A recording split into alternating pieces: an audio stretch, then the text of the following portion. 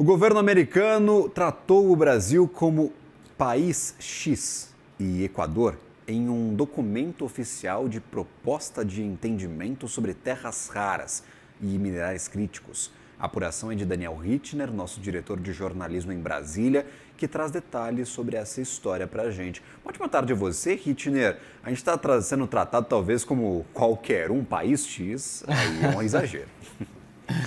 Oi, Gabriel, boa tarde para você, boa tarde a todos. É uma história até engraçada se não fosse tremendamente embaraçosa do ponto de vista diplomático. É claro, já deve ter acontecido inclusive com você, já aconteceu comigo várias vezes, da gente chegar numa reunião importante, não lembra o nome do nosso interlocutor ou acaba, pior ainda, errando o nome de quem a gente precisa se dirigir.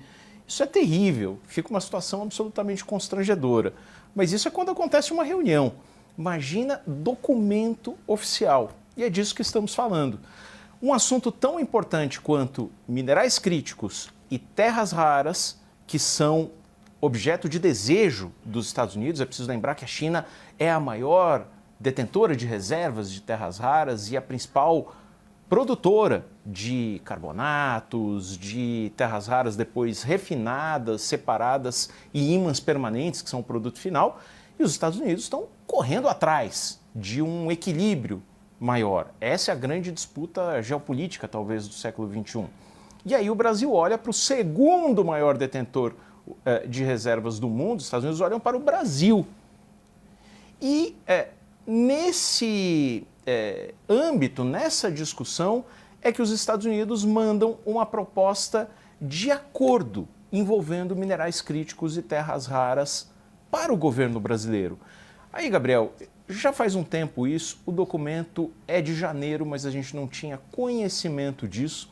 E aí, eu não peguei uma cópia, mas vi com os meus próprios olhos. O documento, Gabriel, tratava o país, o Brasil, como país X ou como Equador em determinado momento. É óbvio que é um ato falho, é óbvio que foi uma desatenção do Departamento de Estado, que foi quem mandou a proposta de acordo. Mas isso caiu tremendamente mal no governo brasileiro. O que era isso? Era um documento de algumas páginas, não mais do que 5, 6 páginas, do Departamento de Estado, enviado ao Itamaraty, ao Palácio do Planalto, sugerindo um acordo nessa área. E é preciso a gente lembrar que no dia 4 de fevereiro, o Departamento de Estado, Marco Rubio, J.D. Vance, vice-presidente da República, reuniram lá em Washington 54 países, o Brasil também foi convidado para pedir parcerias nessa área. E vários países, entre eles o mencionado Equador, fecharam memorandos de entendimento muito genéricos sobre esse assunto. E o Departamento de Estado também sugeriu um acordo para o Brasil. É nisso que o Brasil olhou e falou assim, puxa, peraí, eu estou sendo tratado como qualquer um. E o Brasil, nessa área especificamente, vamos combinar, Gabriel, não é qualquer um. O Brasil é o segundo maior detentor de reservas de terras raras e joga um papel importantíssimo. Então, isso caiu mal e, digamos, poluiu, contaminou muito as conversas. E se a gente lembrar da época, naquele momento, Lula e Trump já tinham se encontrado na Assembleia Geral da ONU, já tinham dado aquele esbarrão, já haviam falado ali da química que havia surgido entre ambos, já tinham tido uma conversa pessoalmente na Malásia, e aí precisavam avançar nesses pontos. E aí chega, enfim, essa proposta de acordo em terras raras e minerais críticos do Departamento de Estado. Aí tem uma série de pontos técnicos também, que a gente nem precisa entrar muito, mas o governo brasileiro viu com bastante cautela e bastante ressalvas o que veio nesse documento. Mas o fato de ter vindo como país X, e aí observei, rasura, Brasil do lado,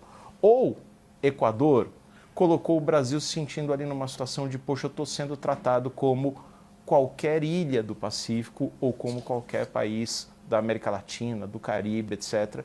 E isso, de fato, não pegou nada bem. Né, Rittner, dessa estratégia de negociar no atacado de Donald Trump. Quando vai tarifar, tarifa no atacado. E aí a gente descobre que a equação para chegar naquelas tarifas justas era uma equação simples, porque é muito difícil fazer isso para 300 economias e você vai tarifar de uma vez.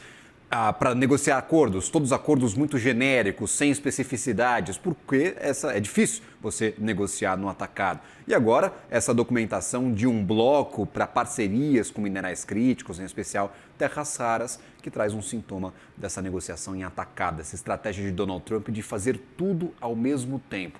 E, Hittner, quando a gente fala de relações geopolíticas, é mais no tete-a-tete, né? Há um cortejo necessário para que os países saiam do 0 a 0. Não é absolutamente ou exclusivamente técnica essa negociação. Não, certamente. Acho que você fez uma baita analogia, Gabriel. É isso mesmo. Não dá para tratar no varejo com especificidades de temas tão complexos. Até do ponto de vista de recursos humanos na administração americana é difícil. E aí, ao tratar um tarifaço, por exemplo, no atacado, você incorre em injustiças e em erros. Só para dar uma dimensão mais técnica aqui para o nosso público, o governo brasileiro estava negociando em duas frentes a questão de minerais críticos. O Departamento de Estado encaminhou esta proposta de acordo, de cooperação, de memorando de entendimentos. Isso o Brasil olhou e não gostou. Para entrar na especificidade, esse documento tinha uma proposta, segundo os termos ali que eu mesmo olhei, non-binding nature. O que significa isso? É um acordo não vinculativo do ponto de vista jurídico. Como me disseram, parece feio a gente dizer isso, mas com a validade jurídica de um papel higiênico. Porque non-binding nature significa que não passa pelo Congresso de nenhum país, não tem validade em termos internacionais, é uma carta de intenções, é um protocolo de intenções, não mais do que isso. Paralelamente, o governo brasileiro começou a se engajar em conversas mais específicas, mais detalhadas, envolvendo, por exemplo, questão de contratos offshore, política de preços mínimos para terras raras, com o USTR, o Escritório de Representação Comercial da Casa Branca. Aí a conversa era bem mais técnica e bem mais sólida. O relato que me foi feito, depois que a mineradora americana USA Rare Earths comprou por quase 3 bilhões de dólares a operação da mina Serra Verde, em Minasul, Goiás, única mina em operação efetivamente no Brasil, as conversas mudaram de velocidade. Os Estados Unidos perderam o ímpeto negociador, de certa forma, perderam boa parte do interesse. Por quê? Porque a Serra Verde já está produzindo terras raras e fez um contrato off-take, ou seja, de fornecimento garantido para o mercado americano de 15 anos. Ou seja, tudo aquilo que poderia estar no âmbito de um acordo e de negociação com contrapartidas, concessões, os Estados Unidos, ao comprarem por meio da USA Rare Earth a operação de Serra Verde, já garantiram esse fornecimento alternativo vindo como insumo brasileiro. Então, as conversas ficaram estancadas e não evoluíram mais, pelo menos na área de minerais críticos e terras raras. Daniel Hittner, obrigado pelas informações, meu caro. Um bom trabalho a você. Até uma próxima. Muito obrigado.